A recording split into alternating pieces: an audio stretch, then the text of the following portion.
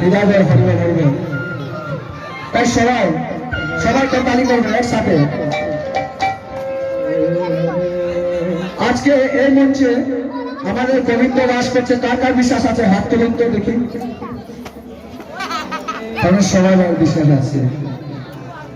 তো বিশ্বাস থাকলে মায়েরাকে উলধ্বনি, বাবারাকে জয়ধ্বনি উচ্চ সুরে করতে হবে, উচ্চ সুরে।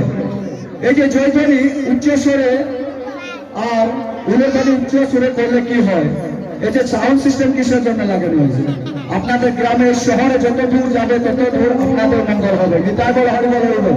তাই সবাই উলধ্বনি আর জয়ধ্বনি, গীতা বল হরিবল।